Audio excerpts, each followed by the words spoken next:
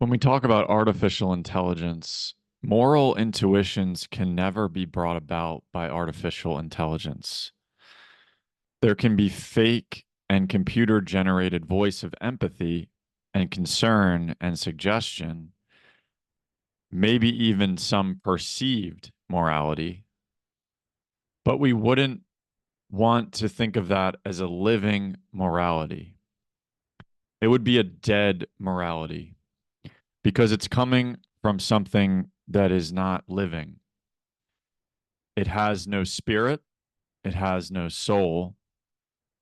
It has no connection with angels or with higher beings like we do. But it will act as though it has these things with technology, but it's a false emotion. It's a false spiritual connection. It's a false evolution. We shouldn't be listening to the AI to help us evolve. It's going to turn us into scientific beings, materialistic beings, rather than spiritual beings. The data that is put forth by the AI, it doesn't spell out the objective truth. It just spells out the truth about the material realm. And really, what we know about AI as well is that it's just guessing at times. It's hallucinating, it's guessing. How do you know that it's the full truth? It's basically just combining everyone's opinion into sort of like one thing. Um, we don't really know that it's the objective truth. It usually, it's only giving us information about these scientific studies. So none of it factors in the spirit science that Rudolf Steiner brought forth. Um, and it can't bring about that moral intuition that we have as human beings. But combining the two, combining spiritual science through the beauty of what Rudolf Steiner brought to the world, we don't have to be convinced that AI is going to take over either, really. Um, we can study spiritual science every day and we can be in commune with, spiritual beings. Um, it's a beautiful feeling to know that we can do that. We can recognize the spiritual beings who are coming down to speak with us and through us, and we can work on their behalf, and we can know the end result of Earth evolution, and we can work toward that. But with artificial intelligence and where everything is going, it seems that this force, this materialistic force, this scientific force is steering us toward something that is more machine like, that it's looking at the human as a machine, and it's basically looking for us to merge with the machine in a way, through biotech. And there's all these people who have a good intention, but they also they are playing within an illusion, which is Maya, which is material. It's not it's not the most important thing. It's the least important thing. But we have to find the spirit within the material, right? So we have to be able to connect what the science is saying with the spirit. That's what we need to be able to do.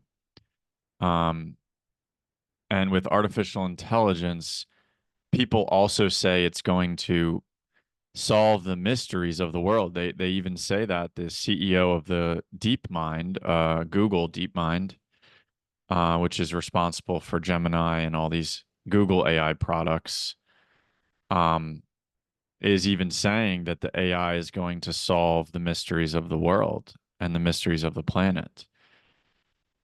But what you have to realize is that the mystery of the world and the mystery of the planet is a spiritual thing. And the AI is not ever going to be able to tell you that, at least in a pure form. It could be in a illusionary form, potentially. Um, but it's never going to be the objective truth, um,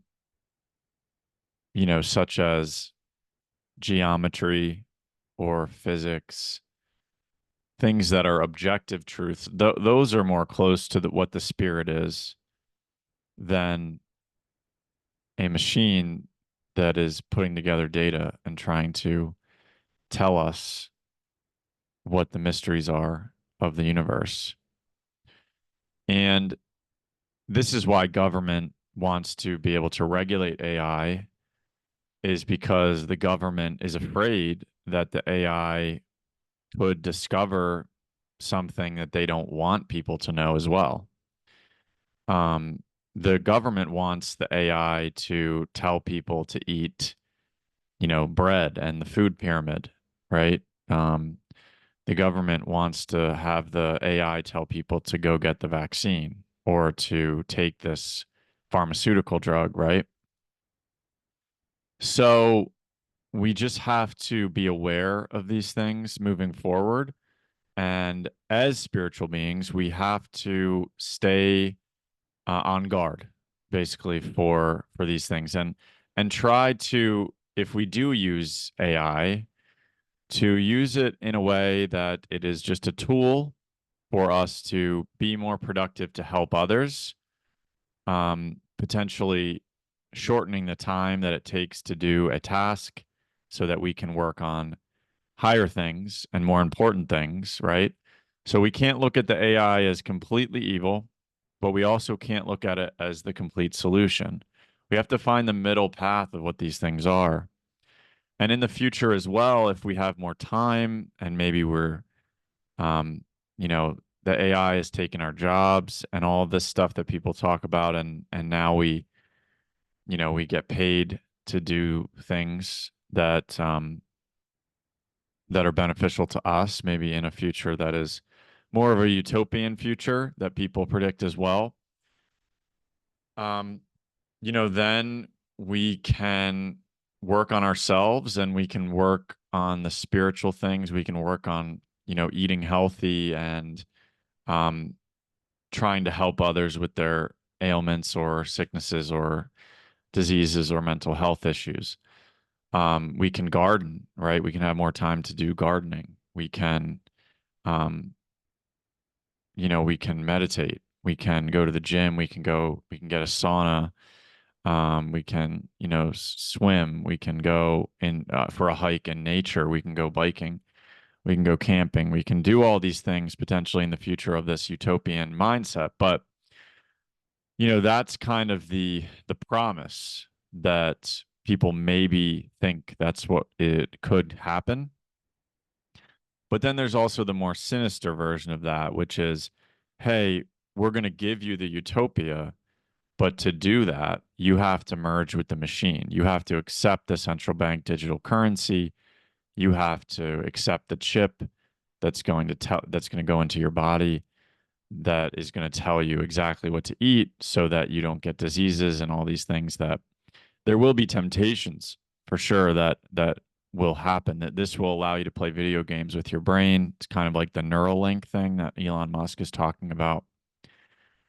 So this is all like futuristic stuff.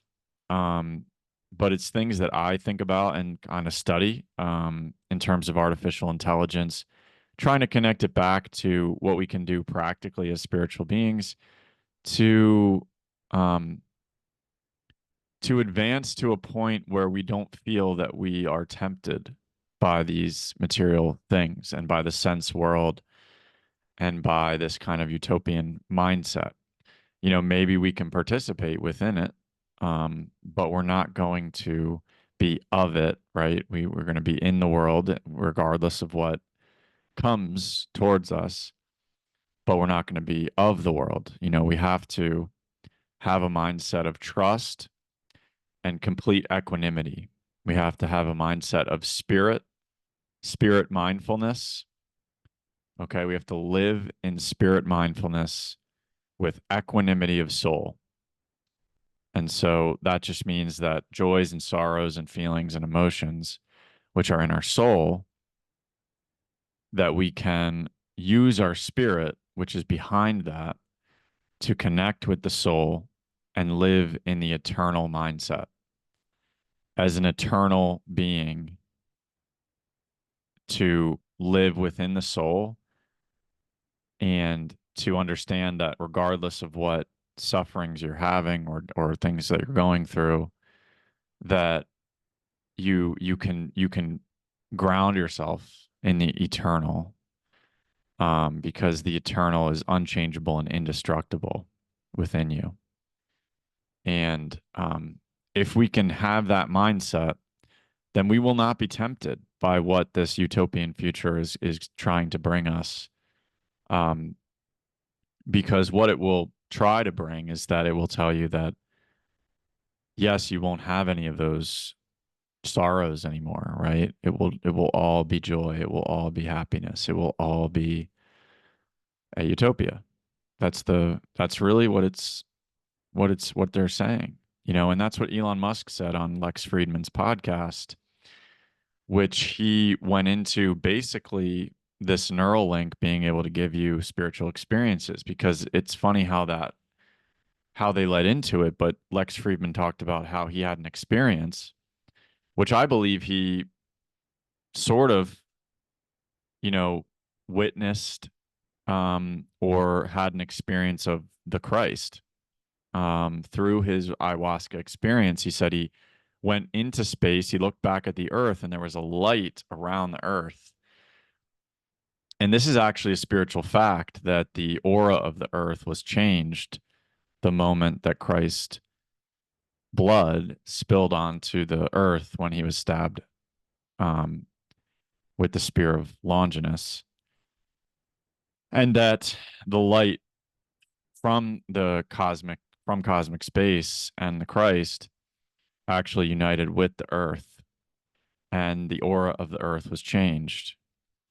And so he also experienced a light that he saw around all the people he knew and loved, and he felt this feeling of love for all of his friends and these people he knew. And that's also true, that when Christ died, he united his himself to us. And so we do have that Christ essence within us, and we have that light within us.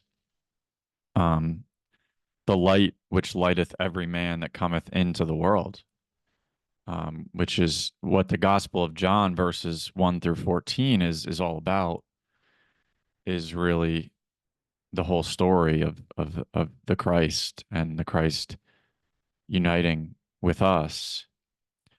Um, and so if we can understand that, but then Elon Musk followed that up with saying, yeah, the Neuralink chip that we're going to put in your brain or whatever. Because Lex is like, hey, give me the Neuralink. Like, I want the Neuralink and all that.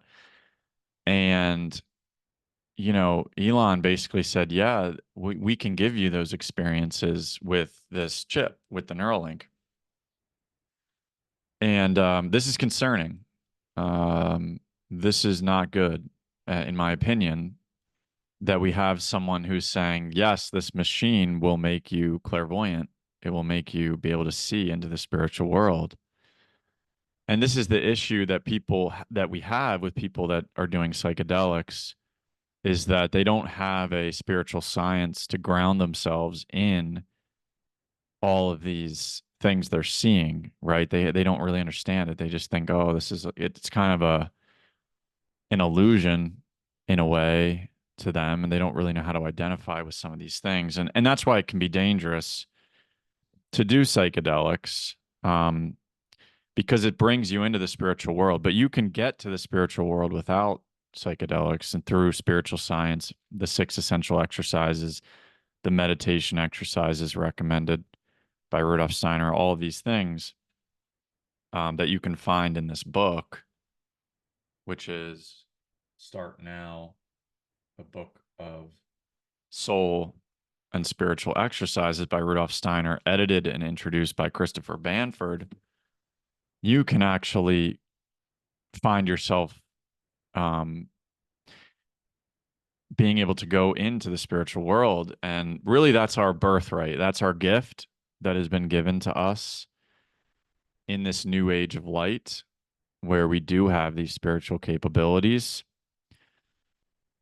But right now, we're being faced with um, really an attack by the adversaries of this world that are um, darkening the light that is all around us and within us as much as they can through lies and through poisoning and through all of the different angles that are being taken. And so we really need to, in some ways, to actually get to where we want to go, we have to work through, we have to kind of work backwards. Um, or we can work in a progression if you want to think of it that way. But, the physical body really needs to be taken care of through eating whole foods, no processed foods. If it has more than two ingredients, is probably not a good thing. If it has a seed oils, canola oil, all those things, vegetable oil, soybean oil, cottonseed oil, rapeseed oil, palm oil, safflower oil, sunflower oil, etc., probably not a good thing. If it has high fructose corn syrup, probably not a good thing. If it's in a can or a plastic bottle, it's going to have microplastics and forever chemicals. If your clothes have polyester, they're going to have forever chemicals. These are just some of the ways that we're being attacked and poisoned, and so that we can't find our clairvoyance, our natural God-given clairvoyance that we eventually will have, whether it's in this lifetime or the next.